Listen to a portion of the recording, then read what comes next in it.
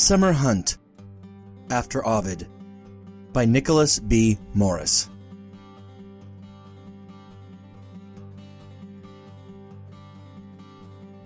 On a quiet morning during the dog days of summer, Rusty rolled his considerable bulk out of bed and decided today was a good day for hunting.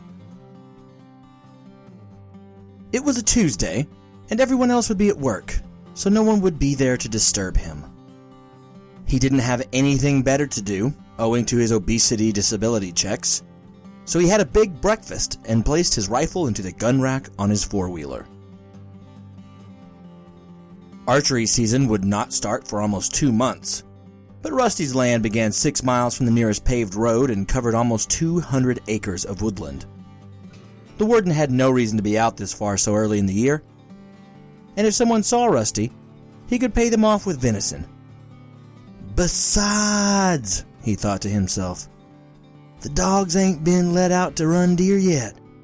This will give them some practice. He opened the gates and watched his hounds bound into the woods, already baying at the top of their lungs.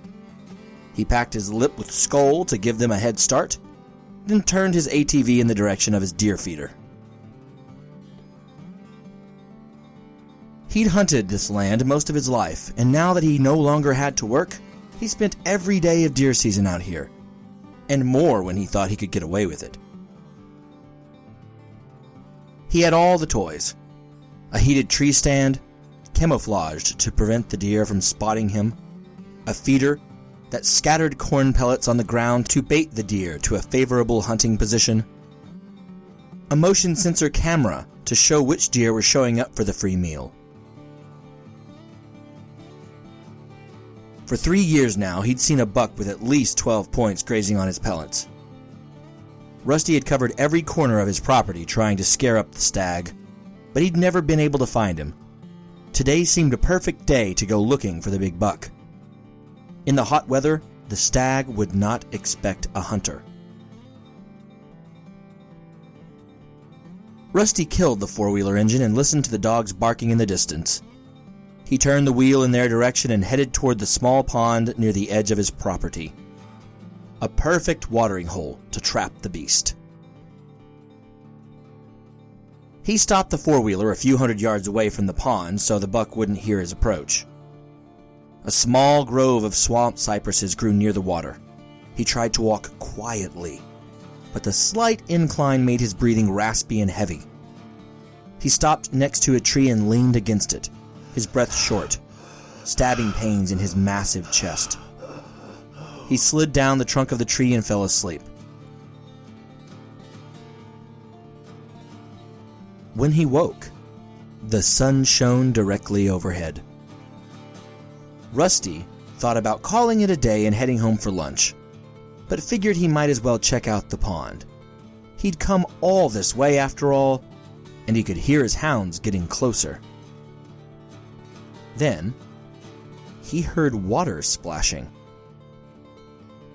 and stepped as slowly and carefully as he could into the cypress grove so he could see the water.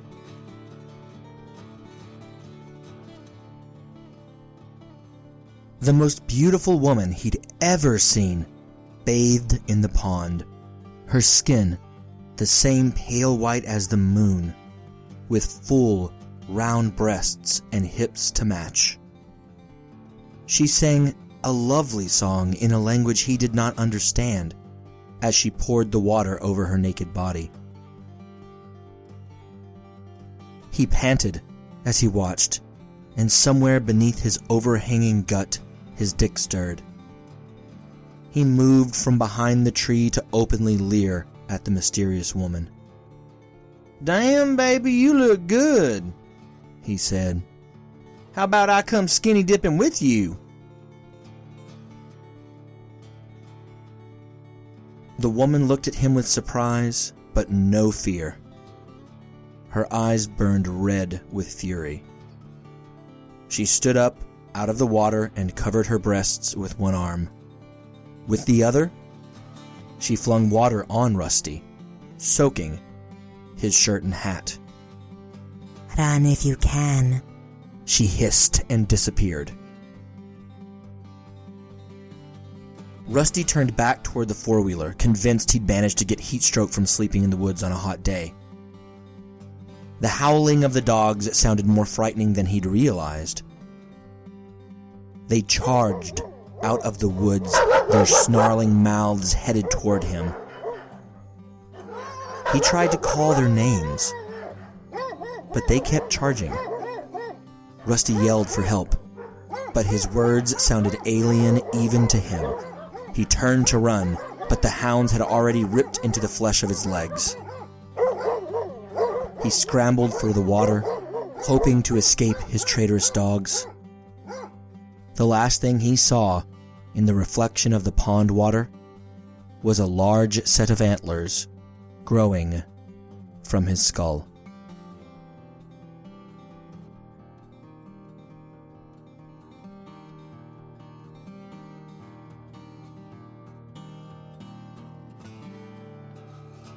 Thank you for listening to Summer Hunt After Ovid by Nicholas B. Morris.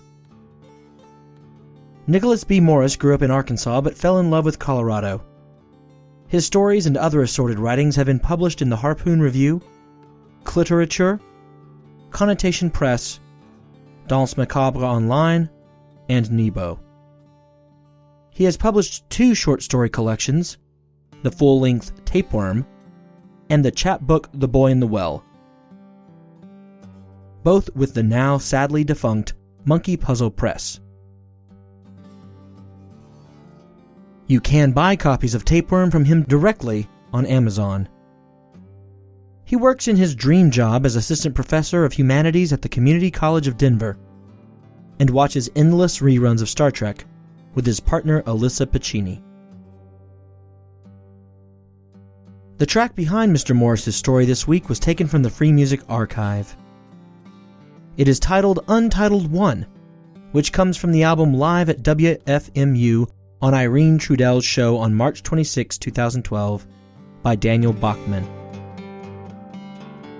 The track is being used under Creative Commons Attribution Non-Commercial No Derivatives 3.0 Unported License. A million thanks to Free Music Archive and Daniel Bachman for sharing this music with the world. Now, on to our next and our last tale of the week.